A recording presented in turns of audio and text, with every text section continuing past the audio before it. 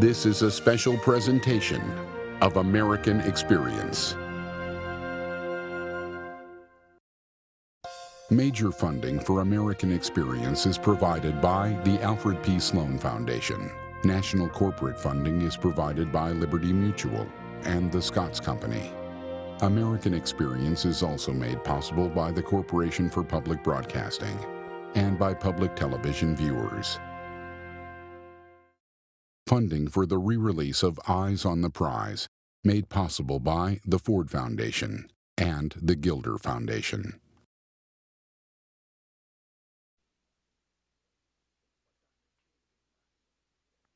What Dr. King gave us, what Stokely Carmichael gave us, what Malcolm X gave us, what everybody gave us, whether you agreed with them or not, the energy of that time and the goals that we were all aspiring to, I think, is what it was all about at its best. At its worst, it was when we did nothing. Black people are dissatisfied. They're dissatisfied not only with the white man, but they're dissatisfied with these Negroes who have been sitting around here posing as leaders and spokesmen for black people and actually making the problem worse instead of making the problem better. Lay down my shelter shoes. Hey,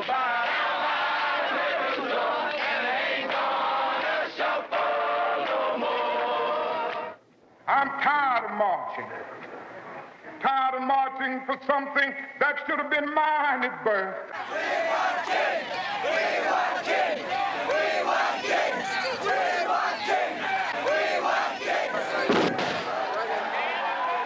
Many days I would come home and I would think about all the liberals that got on the buses and went south when for sit-ins and boycotts in the South. I really would come home and wonder, you know, where were they now? Everybody's got a right to live. Everybody's got a right to live. By the mid-1960s, the civil rights movement had changed the laws that divided us by race. But the struggle for unity was far from done. Just because I'm white doesn't mean that the 14th Amendment doesn't apply to me either. I am white and I want my rights. We look at Miss America, we see white. We look at Miss World, we see white. We look at Miss Universe, we see white. Even Tarzan, the king of the jungle in back Africa, he's white. It's beautiful! Freedom! Said our warriors free! Freedom! Life is beautiful! Freedom! Black Panthers preach every day. Hate. Kill Whitey. Kill the police. Kill the pigs. Hate, hate, hate. That's all you hear from them. We don't hate nobody because of their color. We hate oppression. We hate murder of black people in our communities. We hate the gross unemployment that exists in our communities. We hate black men being taken off into the military service. Sergeant, you've just recently returned from Vietnam. Would you tell us how it feels to have to come from one zone of combat in a foreign land to one in your own land? It's not a good feeling, not one I'm kind of proud of. We stand on the eve of a black revolution, brothers. Masses of our people are in the streets. The rebellions that we see are merely dress rehearsals for the revolution that's to come. Are you going to live outside of the American culture? Or are you going to live within it? As long as you stay in America, you've got to conform. What else can you do? We won't go back! We won't go back! This television series chronicles a period of history when our nation stood at a racial crossroads. A time when Americans struggled to define what was truly meant by liberty and justice for all.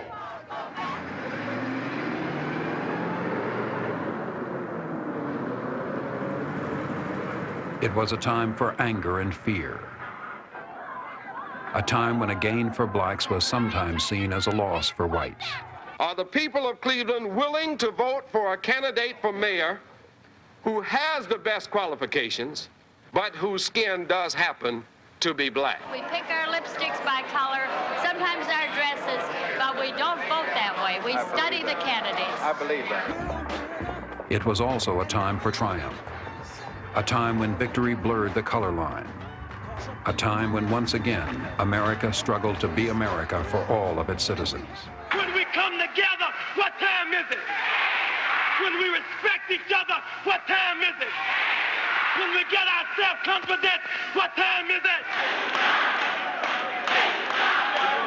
It's nation time. It's nation time. It's nation time. You could hear reverberating all those pride struggles from the 40s and the 30s and the 50s and the 60s. I mean, came to be fulfilled in that moment of crying that it's nation time. Now, I know the one thing we did right was the day we started to fight. Keep your eyes on the prize. Hold on, hold on. Keep your eyes on the prize. Hold on. Less than 2% of the Negro people in Harlem have taken an active part in the civil rights struggle. We observe that there have been other groups out on the streets. The nationalists have been out on the streets, the Muslims have been out on the streets, but the NAACP, up to this point, has not been out there where the people are at. All over America, there's not one black citizen in the United States. I defy Dr. Bunch or Martin Luther King to tell me that they're citizens of this no-good country, because integration will never happen. You'll never, as long as you live, integrate into the white man's system.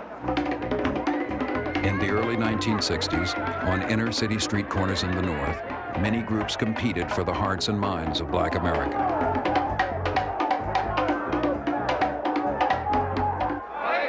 All praise is due to Allah. Hey, everybody in Harlem is a Muslim.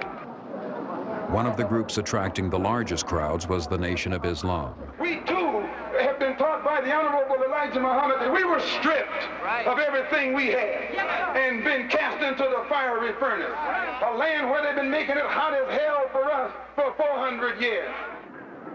The Nation of Islam was a religious organization. Its approach to teaching black pride and self-reliance often provoked controversy. In major cities across the country, the nation built temples for prayer, established businesses to encourage economic independence in black communities, and created schools to educate its children. Members of the Nation of Islam were sometimes referred to as black Muslims. Their God was Allah, and his messenger was Elijah Muhammad. The so-called American Negro have to be completely re-educated. He have to be completely made over again. And the condition that he is now in, he's not fit for self. And Islam gives him that qualification that he can feel proud and does not feel ashamed to be called a black man or a member of the black nation. Elijah Muhammad successfully rehabilitated many convicts and drug addicts, teaching discipline and self-respect. I quit taking drugs in 1958 after I heard the program of the Honorable Elijah Muhammad. This is the only thing that ever gave me the inspiration or the strength not to use narcotics. That's right. And he opened the door for me to show me that some of the good things of this earth could be mine. Right. With just a little effort. Right. And following him. That's right. The Honorable Elijah Muhammad doesn't condemn the victim. He goes to work on the victim. He doesn't say that all... One of the converts was Malcolm X, who would soon transform the Nation of Islam. He was born Malcolm Little. His father was an organizer for black nationalist Marcus Garvey. After the father's violent death, which many believed to be a lynching, and the subsequent breakup of his family, the young Malcolm drifted into a life of drugs and crime. In 1946, he was convicted of burglary and sentenced to 10 years in prison, where he was introduced to the teachings of Elijah Muhammad. After his release, he became a Muslim minister, and through street corner rallies, brought many new members into the Nation of Islam. The Honorable Elijah Muhammad teaches us that it is time for you and me to stand up for ourselves. It is time for you and me to see for ourselves. It is time for you and me to here for ourselves, and it is time for you and me to fight for ourselves. We don't need anybody today speaking for us, seeing for us, or fighting for us. We'll fight our own battles with the help of our God. So the first time I actually saw him was in the mosque in Harlem one Sunday afternoon as he preached one of his sermons. And he described how we, as black folks, smelled. He described how we looked. He described how we felt. And then he described what caused us to feel that way. You know, the chains of slavery are still in your minds and in your heads, and you look at the white man and you love him. That's what you do. You hate the fact that he let you go from slavery. You want to go back there, you know. But no, the Honorable Elijah Muhammad is here now, and we're gonna change all that. You know, the righteous black man is on the scene, and we're not gonna be satisfied with you and your shucking and jiving. The time has come. In 1959, the media discovered the Nation of Islam. While city officials, state agencies, white liberals, and sober-minded Negroes stand idly by, a group of Negro dissenters is taking to street corner step ladders, church pulpits, sports arenas, and ballroom platforms across the United States to preach a gospel of hate that would set off a federal investigation if it were preached by Southern whites. Lou Lomax, a reporter I'd never heard of, came to my office, told me about something called the Black Muslims. I'd never heard of them. Would we be interested in doing a broadcast, a documentary about them? I suggested that, yeah, we might. Let's learn more about them. One of the conditions of our doing the broadcast, he said, was they will not talk to a white reporter. This is the first time I think my color's ever been in my favor rather than against me, but on the whole, I would say that this assignment was a little rough. Assigned a white camera crew, Lomax filmed this rally in Washington, D.C. The program included a performance of a play by Louis X called The Trial, in which whites are tried for their offenses against blacks. I charge the white man, ladies and gentlemen of the jury, with being the greatest murderer on earth. I charge the white man with being the greatest liar on earth. I charge the white man with being the greatest troublemaker on earth. So therefore, ladies and gentlemen of the jury, I ask you, bring back a verdict of guilty as charged. When Lou Lomax came back with the film of the rally, the Black Muslim rally, I was simply stunned. I mean, here was this auditorium overflowing, thousands of people, about an organization I knew nothing about. I found it difficult to credit when I saw it. Have you ever been accused, sir, of preaching hate? Yes. Do you think you are preaching hate? No. What are you preaching, sir? Truth. They call Mr. Muhammad a hate teacher because he makes you hate dope and alcohol. They call Mr. Muhammad a black supremacist because he teaches you and me not only that we're as good as the white man, but better than the white man. Yes, better than the white man. You are better than the white man. And that's not saying anything. That's not saying, you know where just to be equal with him. Who is he to be equal with? You look at his skin. You can't compare your skin with his skin. While your skin look like gold beside his skin.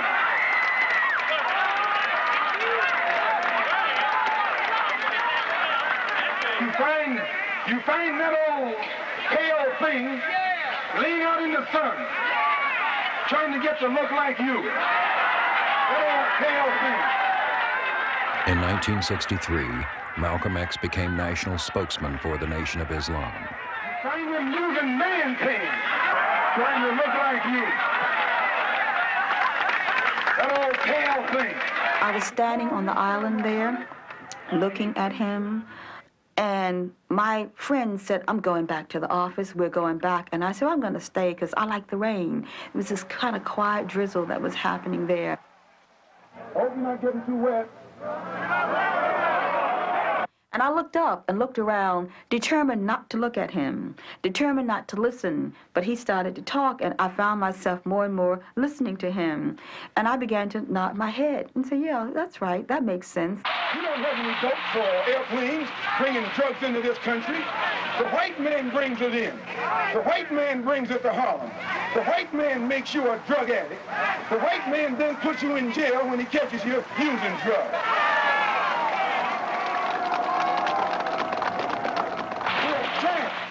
In a vicious cycle of poverty, of ignorance, of apathy, of disease, and of death. And they have these old Uncle Tom Negro leaders coming to Harlem telling you and me that times are getting better. Your times will never get better until you make them better.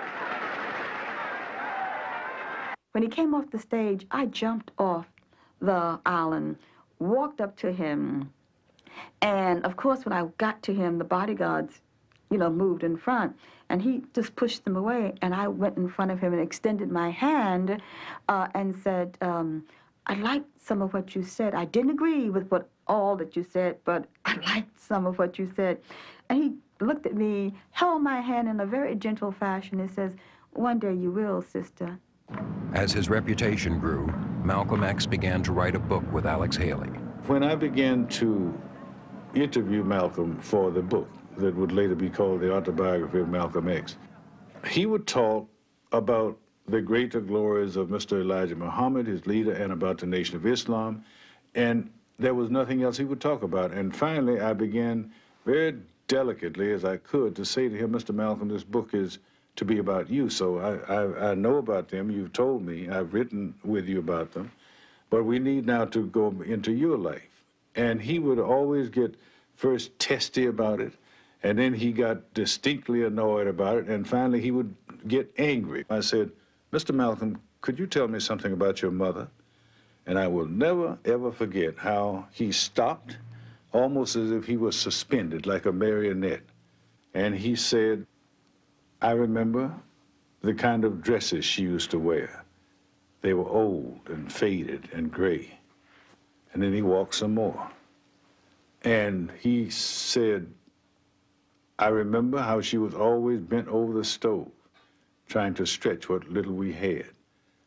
And that was the beginning, that night, of his walking. He walked that floor until just about daybreak.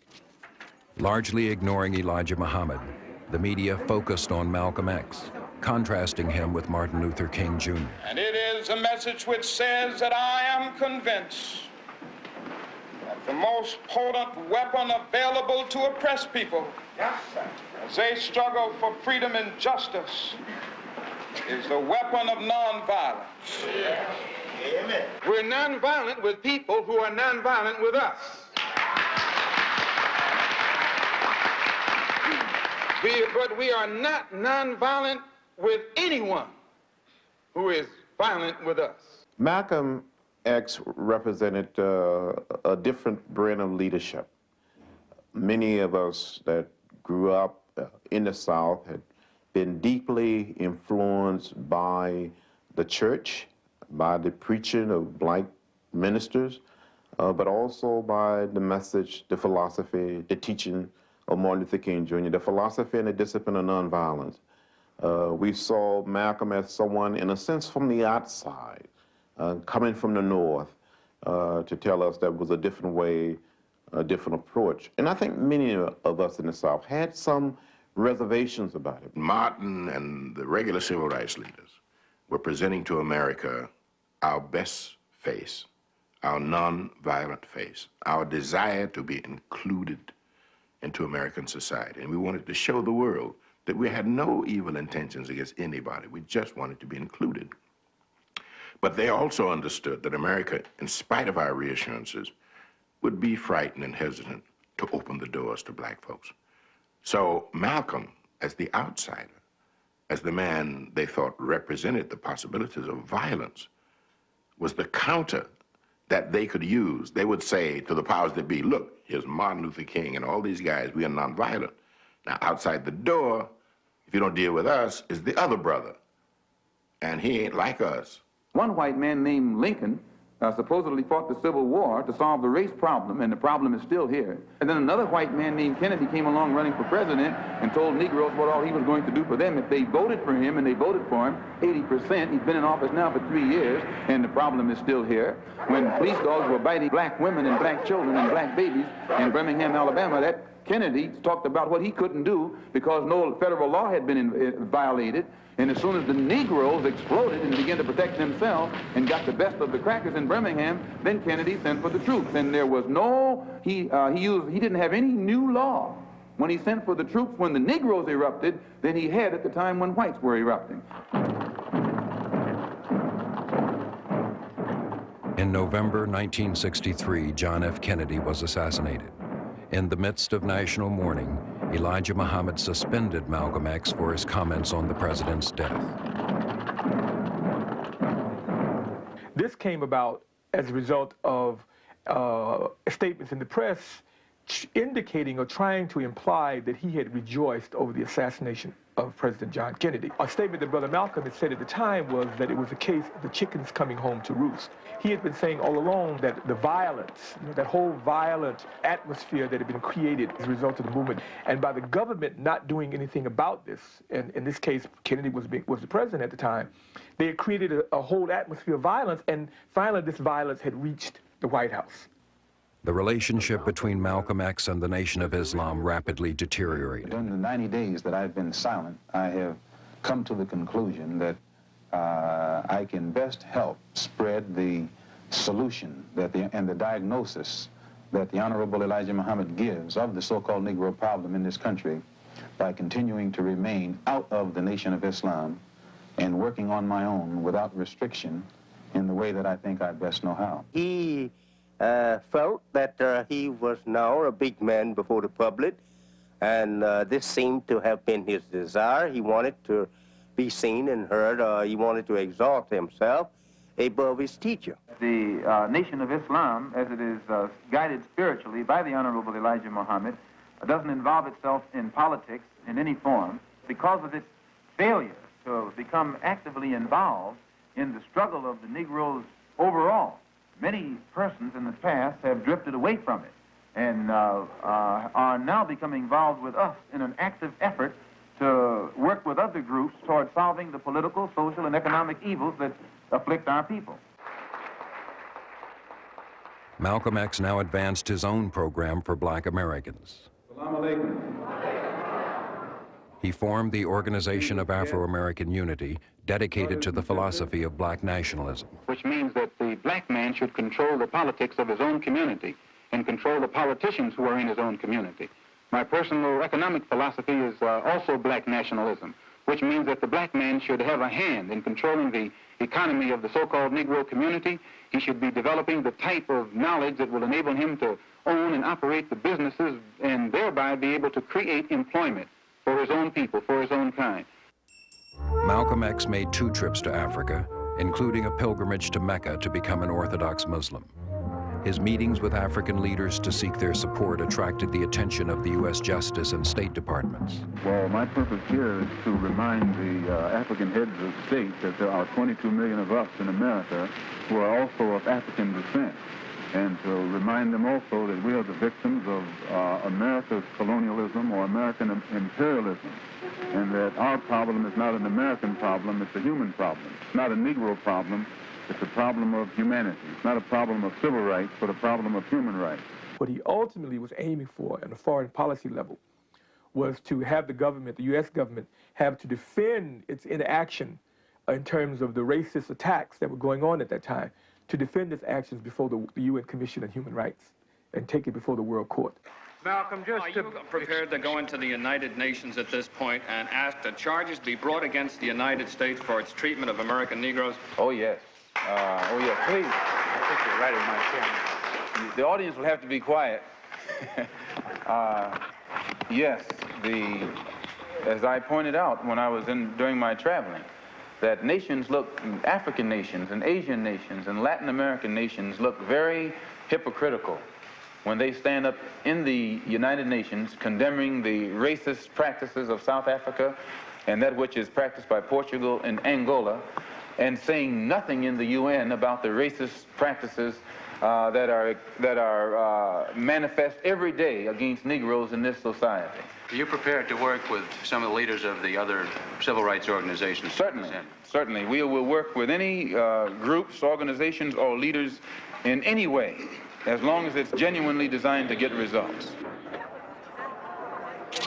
Malcolm X received many threats, but an attempted poisoning in Africa made him believe the danger went beyond the Nation of Islam. On December 3rd, 1964, he took part in this debate in Oxford, England. And I live in a society whose social system is based upon the castration of the black man, whose political system is based on castration of the black man, and whose economy is based upon the castration of the black man. They came up with what they call a civil rights bill in 1964, supposedly to solve our problem, and after the bill was signed, 3 civil rights workers were murdered in cold blood. Civil rights bill down the drain. No matter how many bills pass, black people in that country, where I'm from, still our lives are not worth 2 cents.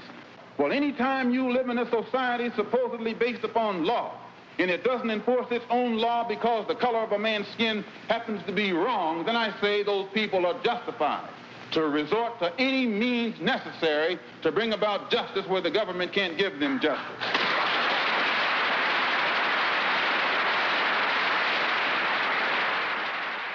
Malcolm X's influence was strong among young people, especially for some members of the Student Nonviolent Coordinating Committee.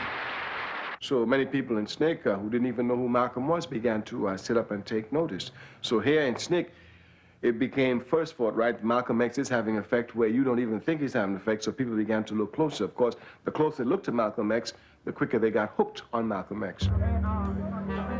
Early in 1965, SNCC and Dr. Martin Luther King joined forces for a voting rights campaign in Selma, Alabama. When SNCC invited Malcolm X to speak in Selma, he reaffirmed his willingness to support other civil rights leaders. And I think that the people in this part of the world would do well to listen to Dr. Martin Luther King and give him what he's asking for and give it to him fast before some other factions come along and try to do it another way. What he's asking for is right. That's the ballot. And if he can't get it the way he's trying to get it, then it's going to be got one way or the other. On February 14, 1965, Malcolm X's home was bombed as he and his family slept inside. Had you had any threats, anything like this? Had any threats? That's all I get is threats. I get not less than 6 or 7 threatening phone calls every day. And the phone rang, and I picked it up. It was a morning, and a Saturday morning, as I recall. And this voice came on and asked and started talking. And I'm wondering, who is it? I didn't understand. I didn't recognize the voice. And finally, something he said made me realize, with a great shock, my shock, that was Malcolm X. And for the first time in our whole acquaintance of years, I really didn't perceive who he was. The thing was, he was under such pressure that it was as if it had constricted his vocal cords. He just felt, I guess, as near desperate as I ever saw him, because, again, here's the image of the fearsome, indomitable Malcolm X. But bottom line was, he was a father, and he was a husband, and his wife and his daughters were imperiled. And what could he do about it? My house was bombed. It was bombed by the black Muslim movement upon the orders of Elijah Muhammad. But within the week, Malcolm X expressed doubt that the Muslims were responsible. He planned to speak again the following Sunday at the Audubon Ballroom. I was going to the Audubon that day, had been out the night before reading, had gotten lazy, and had said simply, I'll go next week. And so proceeded to go into the kitchen, put some coffee on, turn on the radio. In my little apartment there, I had a little black and white kitchen table with these little black chairs, and I had this little black radio on that table. and I clicked the radio on as I stood there thinking about what had happened the night before, turned towards the stove to pick up my coffee. And the flash came through on this station and said Malcolm had been assassinated.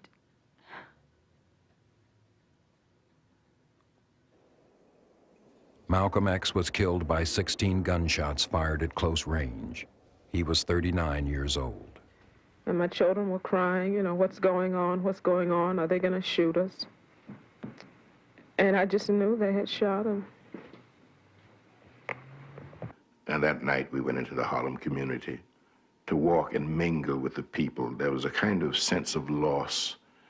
And as we passed people, some who were even strangers, we would stop and greet each other and say what this man had meant to us. He was a master teacher. And there is no greater loss to a community than the loss of a master teacher.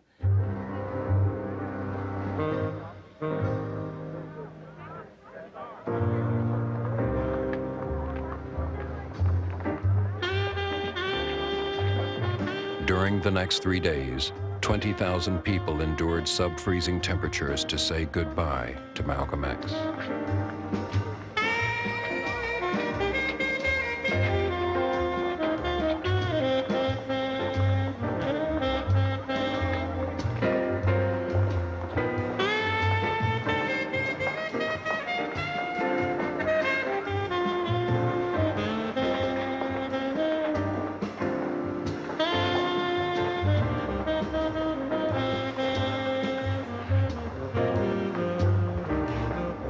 When the funeral was over and Malcolm was stripped of his Western clothes, and then the Muslims came and dressed him for a proper Muslim burial, they had a service.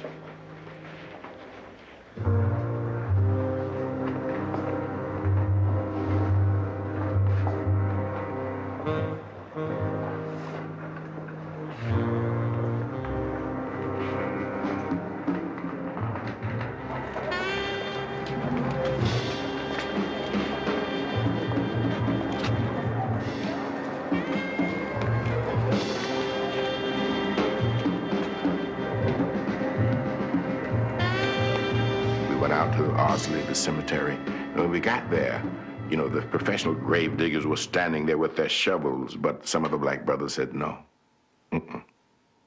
we can't let you do that. We dig this grave.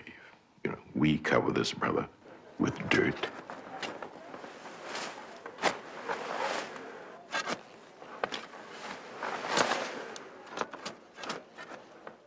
And it was a moving moment.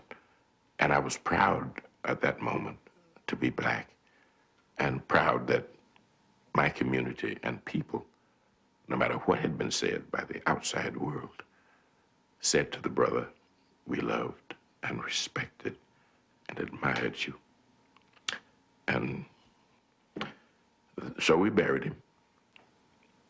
And there it is. I woke up this morning when the man said our freedom. Malcolm X had a far-reaching effect on the civil rights movement. In the South, there had been a long tradition of self-reliance. Malcolm X's ideas now touched that tradition.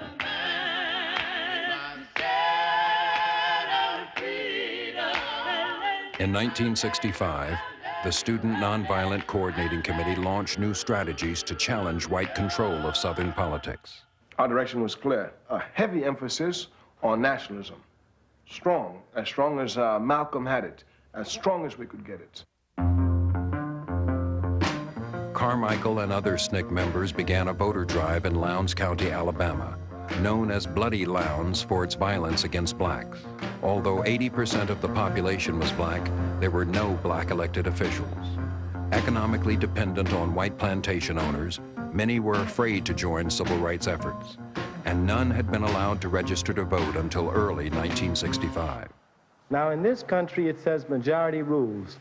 We are 80% of the majority in this, we are 80% in this county, and we have the right to rule this county. We have the right to rule this county, and we're going to rule it.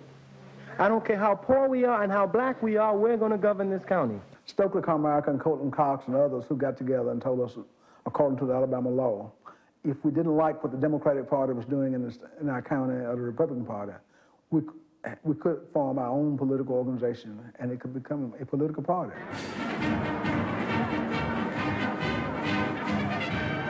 George Wallace was then the head of the Alabama Democratic Party. The Alabama Democratic Party was racist. Its symbol at that time had a white rooster, and it had the words of white supremacy. That was the official emblem of the Democratic Party of Alabama. So here it would be easy for us to tell our people, hey, look, this party is not for us. We need our own party. The new political party was named the Lowndes County Freedom Organization, but it became better known by the symbol it chose, a Black Panther. And then when we chose that symbol as a Black Panther, then many of the people in our county started saying we were violent during that time. You know, now you got a violent group in Lowndes County who has turned out who's going to start killing white folks. But it wasn't that. It was a political, just a symbol to our organization that we was here to stay and we were going to do whatever needed to be done to survive. Everybody was excited because they said, well, they have the rooster, which represents the Democratic Party, the elephant, which represents the Republican Party. Why can't we have a black cat to represent us? Everybody knows how a cat looks, and we were excited because we knew that if a person couldn't read and write, they sure knew the difference between a cat, an elephant, and a rooster.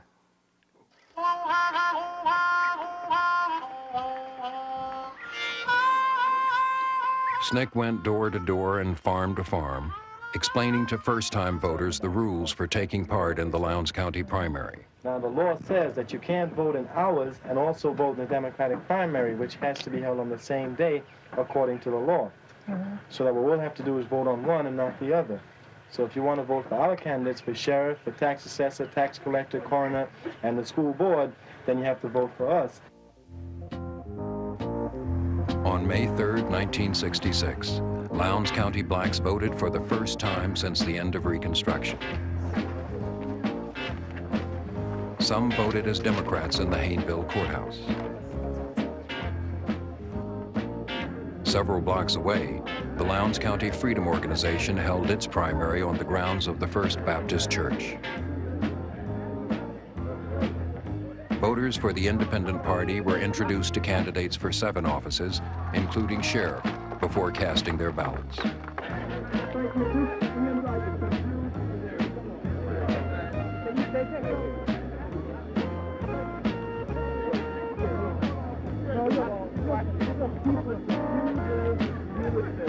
Even with the ever-present threat of violence, 900 black voters showed up that day to vote for the Panther. This was the first time that the black people in this county had came together to make choice of their own candidates for public office. It was important also because of the numbers of people that turned out to that election on that day and voted for their candidates and felt that they had done something for themselves to start making changes, the kind of changes they wanted to see happen in the system. 11 days later, Stokely Carmichael, representing the new militancy within SNCC, defeated John Lewis as national chairman. If you took a clear look at John Lewis, he looked more like a young Martin Luther King Jr. than anything else. It was almost like a coup. People were saying that we need someone who would stand up to Lyndon Johnson. We need someone who would stand up to Martin Luther King Jr. It was clear that he'd been alienated from the SNCC staff. So the vote against him represented that. But more importantly, it represented the clear insight of the SNCC organizers that understood that the question of morality, upon which King's organization depended to bring about changes in the community, were not possible. The SNCC people had seen raw terror, and they understood properly that this raw terror had nothing to do with morality, but had to do clearly with power. It had been almost a year since Congress passed the Voting Rights Act, but white resistance remained strong. In Mississippi alone, more than 300,000 blacks were not registered to vote. James Meredith, the first black person to enroll at the University of Mississippi, was determined to change all that. On June 5th, 1966, Meredith left Memphis, Tennessee, prepared to walk 220 miles to Jackson, Mississippi. He called it a march against fear. To point up and challenge, if necessary, this all-pervasive and overriding fear that's so much a part of the day-to-day life of the Negro in this country, and especially in Mississippi. On the second day of his march, James Meredith was shot from ambush. We, as you know, have been greatly concerned about the shooting of James Meredith. We have expressed that. Leaders of major civil rights organizations rushed to Memphis, Tennessee, where James Meredith was hospitalized. They vowed to continue the march for him. And something needs to be done to make it clear that we are not going to be stopped, we're not going to be intimidated. From the start, there was conflict. If we're going to be free, we will have to suffer for that freedom. We will have to sacrifice for it. That I'm not going to beg the white man for anything that I deserve. I'm going to take it.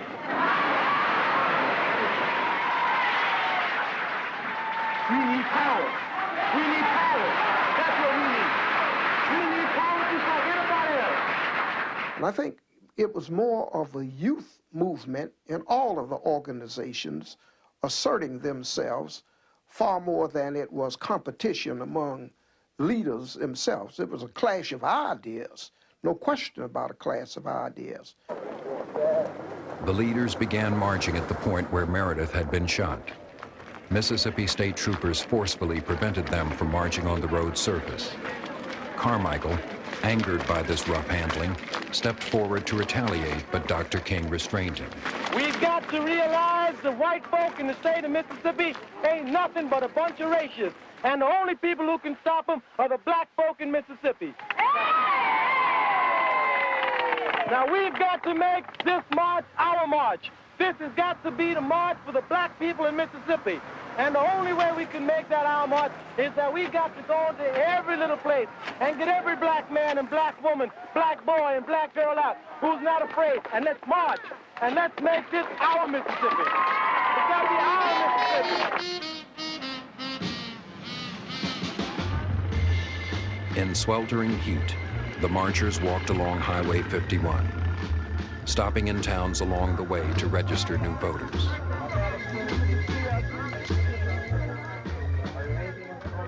How long have you waited to register? How many years? Oh, long time. No. How many years? Oh, How old are you? I'm 106 years old, 9 months. I never fooled with the things that were getting up, and I don't mess with them now. How do you feel, sir? Me, I feel good. All right.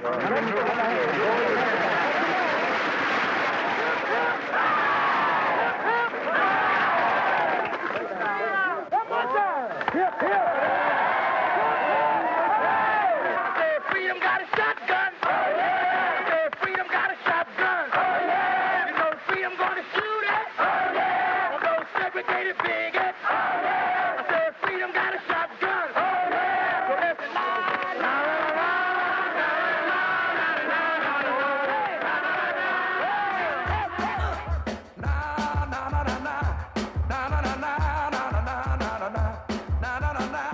need somebody to help me say it one time. 20 Mississippi state troopers provided some protection, but halfway through the march, that number was reduced to 4. Governor Paul Johnson announced he wasn't, quote, going to wet nurse a bunch of showmen.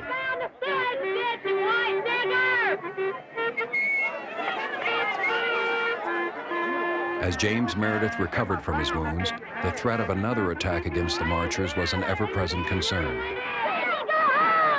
There was a new sense of anxiety that we were becoming involved in something that might have consequences, something real. It wasn't an academic exercise. Unit 1, 10-4. As the marchers camped each night, they were protected by an organization known as the Deacons for Defense and Justice. Are any of them armed? Well, I would think so. What do they carry? Well, it depends. 38s, 45s, M2s. Are they prepared or trained to use them? Yes, they are. I'm tired of violence. I've seen too much of it. I've seen hate on the faces of too many sheriffs in the South. And I'm not going to let my oppressor dictate to me what method I must use. SNCC planned to issue a dramatic call as the march approached Greenwood, Mississippi. Willie Ricks was sent out as head as the advance scouts, and sometimes he could have as many as 20 to 40, and as we grew bigger, even 20 or 40 people under his direction to spread out. And his task was to take them, spread them out to plantations, speak to the sharecroppers, tell them the march was coming through, but to throw out Black Power and to give little Black Power speeches to get the reaction. I think about 3 nights before Greenwood, because SNCC was decided where's the best place for us to launch it. About 3 nights before Greenwood, I remember about 2 o'clock in the morning, Ricks came back and he was giving a report, and Cleve Sellers was sitting next to me, I remember. And Ricks was saying, we ought to drop it now. The people are ready for it. He said, I said it the other day, and they dropped their hose, you know. And I said to Cleve, I said, you know, you sent the wrong man out, because we need a clear analysis here, and this man is given to exaggerations. What do you want? What do you want? What do you want? What do you want? Ricks had everybody primed. He said, just get to your speech. We're going against freedom now. We're going for Black Power. Don't hit too much on freedom now, but hit the need for power. So we built up on the need for power. And just when I got there, before I got it, Ricks was there saying, hit him now, hit him now. I kept saying, give me time, give me time. When we finally got it and we dropped it, Black Power, of course, they had been primed and they responded immediately. But I myself, to be honest, I didn't expect that enthusiastic response. We want Black Power. We want Black Power. We want Black Power. What do you want? What do you want? Everybody, what do you want? We want Black Power. We want Black Power. That's what we gonna get. Until finally everyone together was thundering, Black Power, Black Power. And that was chilling, that was frightening. It scared people because they did not understand they could not subtract violence from power. They could only see power as a violent instrument accompanying it. It was empty rhetoric. It was not a message. And the Student Nonviolent Coordinating Committee had a rich history of being involved in programmatic efforts and not just the use of slogans. It was at that point, during that march, that I made a decision to leave the Student Nonviolent Coordinating Committee. The cause of black equality will be decided by black people. The media saw the call for Black Power as a major shift in the civil rights movement. There was a tendency, I thought, to overplay it. There were a lot of new reporters who were new to this beat, who were coming in from a lot of papers around the country as the march began to pick up momentum and as this Black Power theme began to get some publicity. The second reason was that the theme was never really clearly articulated, or at least what it meant was never clearly defined. And so it was open to very broad interpretations, and there were some whites, for their own reasons, who wanted to take this as a signal of real black hostility and enmity. Hey, what do you know? Hockey got to go. Don't worry about me. Hey, what do you know? Hockey got to go. Hockey got to go. And the strategy coming out of Black Power from SNCC was that blacks should organize with blacks and whites should organize with whites. SNCC took the position that if there was going to be a march in Mississippi, it should be a march that's indigenous, meaning that Mississippians should be involved and we should not call out the liberal armies from the north to come in and assist with that march. So we moved on to work with whites on issues that we felt we should work with. In the next year, that was not civil rights, that was Vietnam. On the other hand, I want to make it clear that As the march neared Canton, Mississippi, reporters played up the differences between Martin Luther King and Stokely Carmichael. Let me say first that this march is nonviolent. It is a nonviolent expression of our determination to be free. This is the principle of the march, and certainly we intend to keep this march nonviolent. Mr. Carmichael, are you as committed to the nonviolent approach as Dr. King is? No, I'm not. Why aren't you? Well, I just don't see it as a way of life. I never have. I also realize that no one in this country is asking the white community in the South to be nonviolent, and that in a sense is giving them a free license to go ahead and shoot us at will. The marchers began to set up their tents for the night on the grounds of an all-black school in Canton, Mississippi. Permission to use the school grounds had been granted by the Black School Board, but was later revoked by white city officials.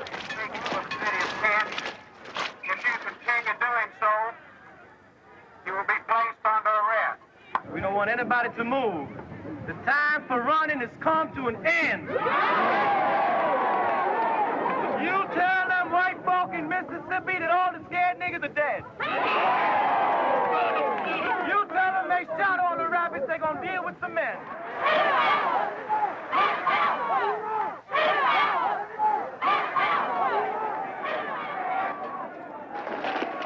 Mississippi state troopers who had once been assigned to protect the marchers now took another stance. I want to get this over because this is important. We're going to stick together. If necessary, we are willing to fill up all of the jails in the state of Mississippi. And I don't believe they have enough jails to hold the people if they try to arrest us here.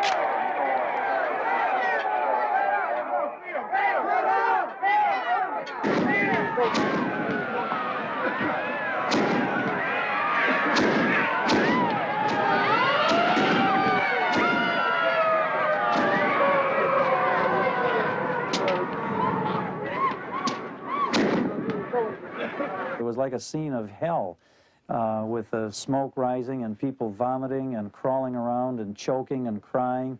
And then there was a kind of an eerie silence, and the one thing you could hear over and over again was the thud, thud, thud sound. And what it was the Mississippi troopers kicking people on the ground or hitting them with their rifle butts. No, nothing's gonna happen. We go into the church. We gotta worry about the people now. No, let's go. Come on, okay. Move on to the church. Freedom. Come on, come on. How were you hurt? They hit me in the chest with a canister. With a canister. White power. That's what it was. White power. Goddamn black power. Freedom.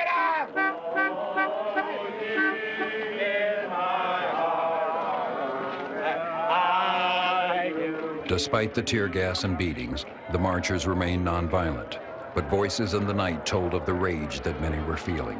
We get him, Whitey! Whitey got to go! Whitey got to go! Whitey got to go!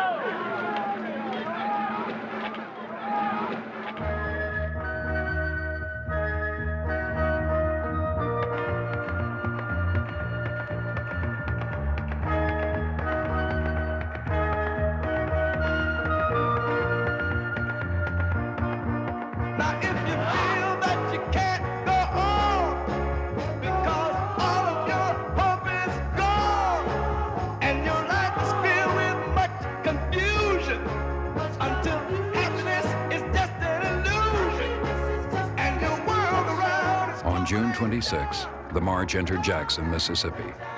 Along the route, 4,000 new voters were added to Mississippi voting rolls since Meredith first began his march against fear 22 days earlier in Memphis.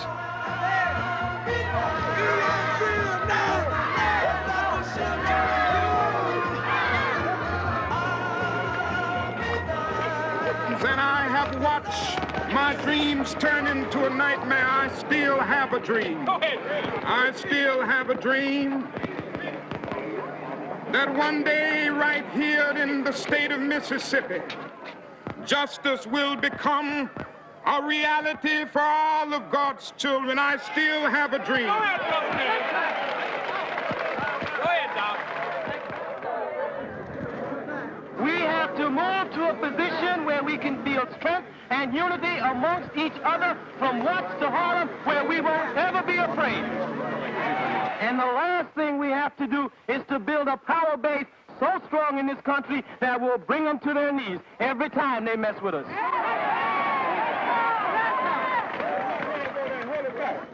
This was the last great march of the Southern Civil Rights Movement. The call for power would now be raised in communities across the nation, challenging Americans to look at the realities of their democracy. Black Americans were changing, and there was no turning back. And let 1966 be the year that we decided that we would develop our own culture, that we would be proud of being black people, that we would no longer accept the use of the word Negro, but we would become mature and we would regard ourselves as black men in America. Big wind is a coming, blowing all through the land. Big wind coming on strong. Tell me where you gonna stand. Blowing across the country, gonna make the blind man see. Blowing out the candles of illusion, burning in you and me. Big wind is arising, there's no place to hide. Big wind gonna sweep real clean, and it won't be choosing sides. Blowing across the country, gonna make the blind man see. Blowing out the candles of illusion, burning in you and me. Big wind is arising, there's no place to hide. Big wind gonna sweep real clean, and it won't be choosing sides. And if somebody told you that God is on your side, I was told the very same thing, so you know somebody lied. Big wind. Major funding for American Experience is provided by the Alfred P. Sloan Foundation. National corporate funding is provided by Liberty Mutual and the Scotts Company. American Experience is also made possible by the Corporation for Public Broadcasting and by public television viewers. Funding for the re-release of Eyes on the Prize, made possible by the Ford Foundation and the Gilder Foundation.